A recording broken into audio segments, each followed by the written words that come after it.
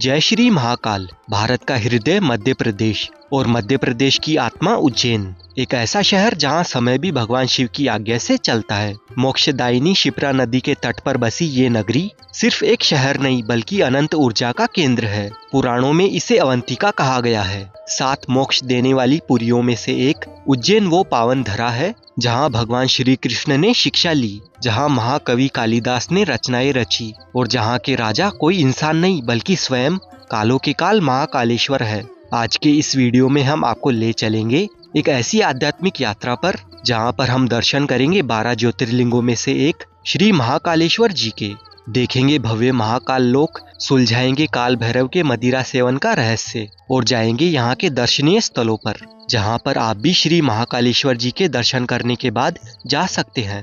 और आपको इस वीडियो में उज्जैन दर्शन की कंप्लीट इन्फॉर्मेशन मिलेगी, जैसे आप यहाँ पर कैसे घूम सकते हैं, रुकने ठहरने के क्या क्या ऑप्शंस यहाँ पर है और खाने पीने से लेकर एक दिन की आइटनरी आपको इस वीडियो में मिलेगी। तो चलिए मेरे साथ महाकाल की नगरी उज्जैन में।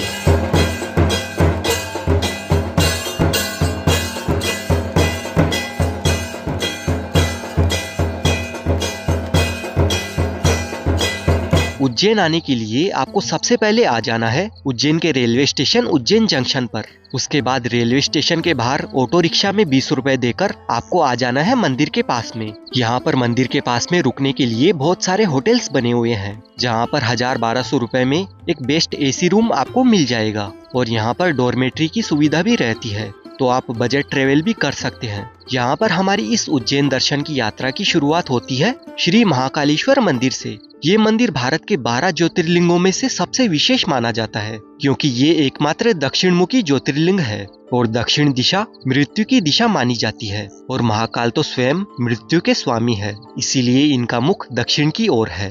मंदिर के अंदर अब फोन ले जाना बंद कर दिया गया है, तो आपको पहले यहाँ पर बने काउंटर्स पर अपना फोन जमा करवाना होता है। उसके बाद आप बाबा महाकाल के दर्शन प्राप्त कर सकते हैं और मुझे तो दर्शन सिर्फ आधे घंटे में ही बड़ी आसानी से हो गए थे। हालांकि जिस दिन मैं गया था उस दिन थोड़ी भीड़ कम थी, लेकिन हो सकता है आपको दर्शन करने में इससे ज्यादा टाइम लग जाए। अगर आपको यहाँ पर भीड़ ज्यादा मिलती है तो आप यहाँ पर 250 रुपए की स्पेशल टिकट लेकर दर्शन करने जा सकते हैं। मंदिर का सबसे बड़ा आकर्षण है भस्म आरती। ब्रह्म मुहूर्त में यानी सुबह 4 बजे सूर्योदय से पहले होने वाली इस आरती में भगवान शिव का ताजी चिता की भस्म से श्रृंगार किया जाता है। कहा जाता है कि जो इस आरती के दर्शन कर लेता है उसका अकाल मृत्यु का भय समाप्त हो जाता है। अगर आप भस्म आरती देखना चाहते हैं तो ऑनलाइन बुकिंग कम से कम 1 महीने पहले ही आप कर ले या फिर आप यहाँ पर आकर एक दिन पहले ही अपना स्लॉट बुक कर ले। इसके अलावा आप रात को 2 बजे ही यहाँ पर लाइन में लगकर भस्म आरती में शामिल हो सकते हैं।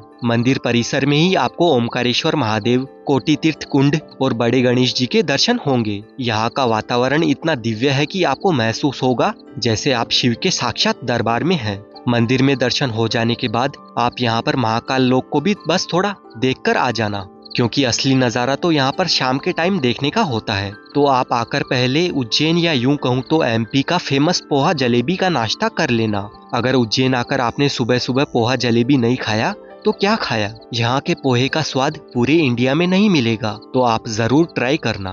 फिर उसके बाद मंदिर के आसपास आपको बहुत सारे ऑटो रिक्शा वाले भैया मिल जाएंगे। वो आपको 500-600 रुपए में वो सारे दर्शनीय स्थल घुमा लाएंगे जहाँ पर अब हम जाएंगे। और ऑटो वाले भैया ने तो मेरे से 400 रुपए ही लिए क्योंकि मैं सिंगल पर्सन था, इसीलिए। सबसे पहले हम आ गए हैं सांदीपनी आश्रम। ये वही स्थान है जहाँ भगवान श्री कृष्ण, बलराम और सुदामा ने गुरु सांदीपनी से शिक्षा प्राप्त की थी। महाकाल मंदिर से 5 किलोमीटर की दूरी पर ये आश्रम स्थित है और यहाँ पर आप उस गोमती कुंड को भी देख सकते हैं जिसे श्री कृष्ण ने अपने बाणों से प्रकट किया था। यहाँ पर 64 दिन तक भगवान श्री कृष्ण रहे थे और 64 विद्याएं उन्होंने यहाँ पर सीखी थी। वो सारी विद्याएं आप यहाँ पर देख सकते हैं। और इस आश्रम में हमें बाल कृष्ण के दर्शन मिलते हैं क्योंकि जब श्री कृष्ण यहाँ पर आए थे तो वे सिर्फ 11 साल और 7 दिन के थे। सांदीपनी आश्रम से आगे आधे किलोमीटर के डिस्टेंस पर अब हम आ पहुँचे हैं मंगलनाथ मंदिर में। अगर आपकी कुंडली में मंगल दोष है या आप ज्योतिष में रुचि रखते हैं तो मंगलनाथ मंदिर आपको जरूर आना चाहिए। मत्स्य पुराण के अनुसार मंगल ग्रह का जन्म यहीं पर हुआ था। ये मंदिर शिप्रा नदी के तट पर बना हुआ है। लाल पत्थरों से निर्मित ये काफी भव्य मंदिर है। और जो कर्क रेखा है वो इसी मंदिर से होकर गुजरती है। मंगलनाथ मंदिर से चलकर अब हम आ गए हैं काल भैरव मंदिर में दर्शन करने के लिए। उज्जैन नगरी की रक्षा का भार जिनके कंधों पर है वे है काल भैरव। महाकाल दर्शन के बाद काल भैरव के दर्शन के बिना हमारी यात्रा अधूरी मानी जाती है। लेकिन ये मंदिर एक गहरे रहस्य के लिए दुनिया भर में प्रसिद्ध है और उस रहस्य के बारे में आपने भी जरूर सुना होगा। यहाँ पर काल भैरव भगवान को प्रसाद के रूप में मदिरा यानी शराब चढ़ाई जाती है, लेकिन वो शराब पहले चढ़ाई जाती थी, अब मंदिर में शराब चढ़ाना बंद कर दिया गया है। काल भैरव भगवान शिव के ही उग्र रूप है, इसीलिए महाकाल मंदिर में जितने भी लोग आते हैं वो सभी यहाँ पर इस मंदिर में दर्शन करने आते हैं। तो यहाँ पर भी आपको काफी भीड़ देखने को मिलेगी और ये मंदिर भी काफी दिव्य है। काल भैरव मंदिर से 1.5 किलोमीटर की दूरी पर अब हम आ गए हैं गढ़कालिका मंदिर के पास में और यहाँ पर सबसे पहले हम दर्शन करेंगे श्री स्थिरमन गणेश मंदिर में। इस मंदिर का इतिहास हजारों साल पुराना है। कहते हैं कि भगवान राम अपने वनवास में शिप्रा नदी के दर्शन के लिए आए थे और उन्होंने खुद यहाँ पर इस मंदिर की स्थापना की थी। इस मंदिर परिसर में एक प्यारी सी गौशाला भी बनी हुई है।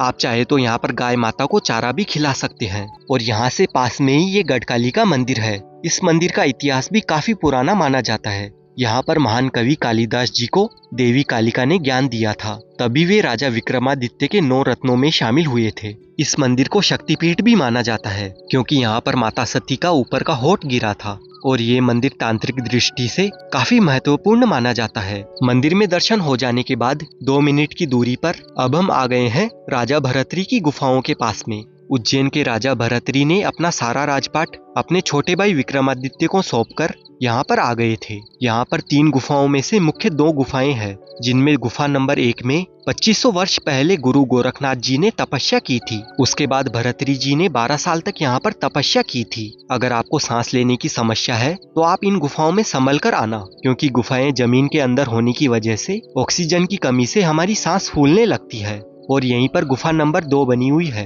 जिसमें राजा गोपीचंद जी तपस्या किया करते थे। और गुफा नंबर 3 से चलते हुए आप इस भव्य मंदिर में पहुंच जाएंगे।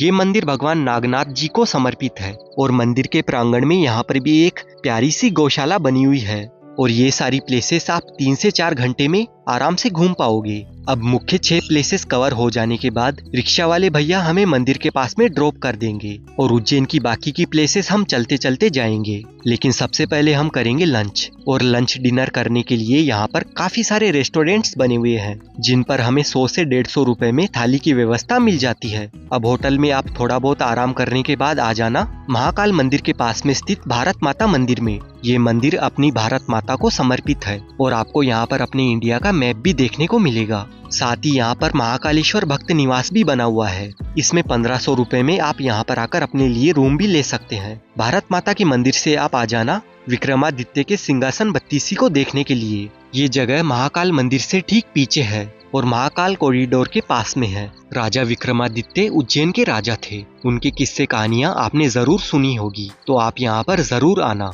यहाँ से 2 मिनट चलने के बाद अब हम आ गए हैं हरसिद्धि माता मंदिर में और फिर से हम यहाँ पर आएंगे। उससे पहले मंदिर से 2 मिनट की दूरी पर आप चले आना शिप्रा नदी के राम घाट पर। यहीं पर 12 वर्षों में लगने वाला कुंभ मेला और 6 साल में लगने वाला अर्ध कुंभ मेला आयोजित किया जाता है। यहाँ पर काफी सारे मंदिर हैं जिनमें आप दर्शन कर सकते हैं और आप चाहें तो घाट पर स्नान भी कर सकते हैं और साथ ही थोड़ी देर शांति से घाट पर बैठ सकते हैं। और सूर्यास्त के बाद शाम के टाइम शिप्रा आरती को देखने का सौभाग्य भी हमें प्राप्त हो जाता है।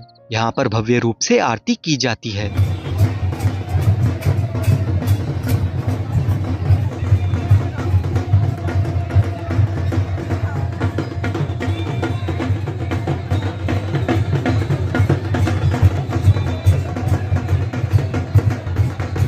रामघाट की आरती देखने के बाद आप बिना टाइम गवाए आ जाना हरसिद्धि माता मंदिर में। ये मंदिर देवी सती के 51 शक्तिपीठों में से एक है। यहाँ पर माता सती की कोहनी गिरी थी और यहाँ पर फेमस दिव्य भव्य और अलौकिक आरती होती है, जिसे देखकर आपको पूरे गूज़बम्स आ जाएंगे। आप हरसिद्धि माता मंदिर की शाम की आरती बिल्कुल भी मिस मत कर देना। ये मतलब मेरे पास शब्द नहीं है इसको बताने के लिए, आप खुद देखिए।